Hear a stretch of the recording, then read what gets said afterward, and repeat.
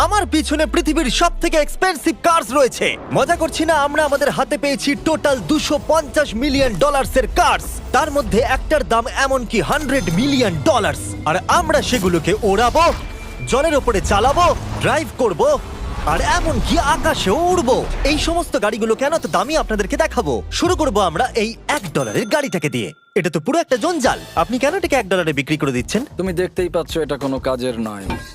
আমি এর উপর সময় আর টাকা নষ্ট করতে চাই না। যদি আপনি এই ডলারটা ধরেন তাহলে ডিল ফাইনাল। আমি এখনো বলবো এটা হলো একটা জঞ্জাল, কিন্তু যখন আমরা এর উপরে $20,000 খরচা করলাম, এটা চলতে শুরু করলো। ঠিক আছে, এবার তাহলে ব্যাড বয়কে স্টার্ট করা যাক। ও, আমি তো ভাবিনি এটা স্টার্ট হবে। এই গাড়িটা চলছে কিভাবে? কত ধোঁয়া বেরোচ্ছে, এটা তো পাগলামি।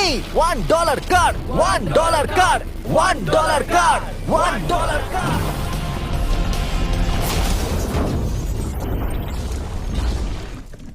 ঠিক আছে, তাহলে এটা হলো $1 কার। ভাগ্যিস আমি ওতে বসেছিলাম না। $100,000 কারটাকে নিয়ে এসো। এটা নিজে নিজেই চলতে পারে। মজা করছি না, এর ভেতরে কিন্তু কেউ নেই, তাও এটা দিব্যি চলছে। দেখা যাক 100 গ্র্যান্ডের গাড়িতে কি আছে। গাড়িটার ভেতরে তো অনেক জায়গা আছে। পৃথিবীতে অল্প কিছু গাড়ি আছে যার ভেতরে আমার বাচ্চারা ধরে যেতে পারে। তোমার আবার বাচ্চা আছে? হ্যাঁ, তোমরা সবাই চলো এটাকে নিয়ে ঘুরে আসি। টেসলা কেনার আসল কারণ হলো এটা নিজে নিজেই চলতে পারে। ঠিক আছে, আমি কিন্তু আর গাড়িটাকে চালাচ্ছি না। ও, এটা লেন চেঞ্জ করছে। এটা চলছে। এটা সত্যি নিজে নিজেই চলছে। Throttle-টা দেখো, আমি দেখো। কিন্তু থ্রটাল দিইনি, আর স্টিয়ারিংও আমি হাত দিচ্ছি না। জিমি, তার মানে তুমি বলছো যে তুমি ঘুমোতে ঘুমোতে গাড়ি চালাতে পারবে? না, একদম করবে না। ও, okay. চলো দেখা যাক গাড়িটা কত জোরে যেতে পারে।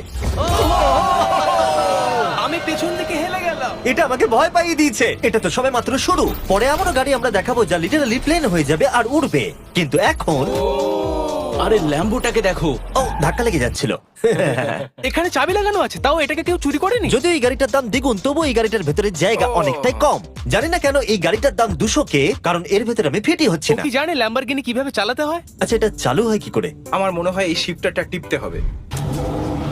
ঠিক আছে, তাহলে আমরা এখন রাস্তায় নেমে পড়েছি। ও, কি সাউন্ড! ও মাই গড, কি দারুণ গাড়ি! এই অনেক পাওয়ার আছে দেখছি। ও মাই গড, গাড়িটা তো ইনসেন। আমি আস্তে করে থ্রটাল দিলেই গাড়িটা খুব জোরে দৌড়চ্ছে। আমার ড্রাইভ করা সবথেকে ফাস্টেস্ট কার এটা। যদি তোমরা কোনো ভালো গাড়ি সন্ধান করে থাকো তাহলে ডেফিনেটলি এটা সেই কার। আর এবার আমরা $300,000 গাড়িটাকে দেখাবো। আর এটা হলো সম্ভবত পৃথিবীর সবথেকে সেফ কার। এটা ট্যাঙ্কের মতো মনে হচ্ছে। আচ্ছা, এটা কি মিলিটারিদের গাড়ি নাকি? হ্যাঁ, এটা কিন্তু খুব উঁচু। তুমি এটাকে ল্যাম্বরগিনির সাথে কম্পেয়ার করো না। হ্যাঁ, ঠিকই বলেছো। চলো এবার দেখা যাক এই গাড়িটা কেন এত সেফ। প্রথমেই দেখাবো এই বুলেট প্রুফ উইন্ডো, যেটা এতটা মোটা। এই গাড়িটাতে একটা এক্সপ্লোসিভ প্রুফ আর্মার আছে। পরে এটাকে আমরা টেস্টও করব।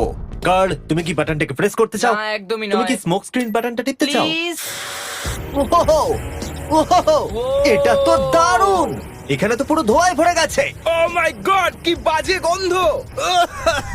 কিন্তু এই সব ফিচার্স গুলো এই গাড়িটাকে একদমই সেফ বানায় না। এই পুরো গাড়িটার চারপাশে এক্সপ্লোসিভ প্রুফ ফ্রেম রয়েছে। আর আমরা প্রথম যারা এই গাড়িটাকে টেস্ট করছে, উদাহরণস্বরূপ ওই $300,000 গাড়িটাকে ওড়ানোর আগে আমরা একটা নর্মাল গাড়িকে ওড়াবো। দেখা যাক প্যাসেঞ্জাররা বেঁচে থাকে কিনা। 3, 2, 1।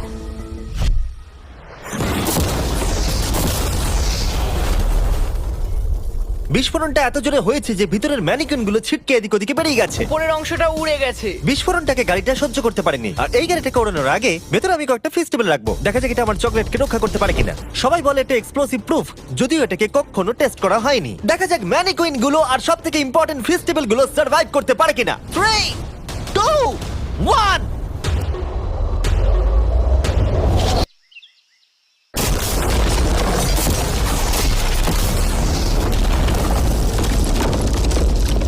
এটা শুধু জাম্প করলো। গাড়িটা ব্লাস্টটাকে সার্ভাইভ করলো, শুধুমাত্র কিছু স্ক্র্যাচেস পড়েছে।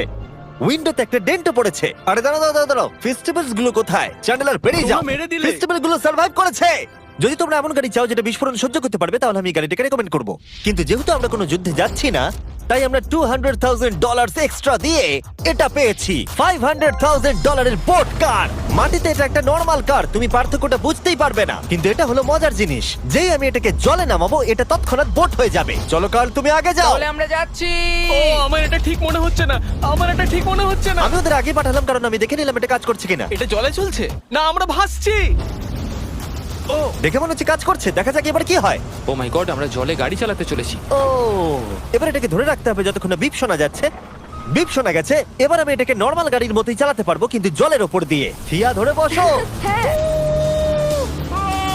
এটা তো দারুণ। 5 সেকেন্ড আগে এটা একটা গাড়ি ছিল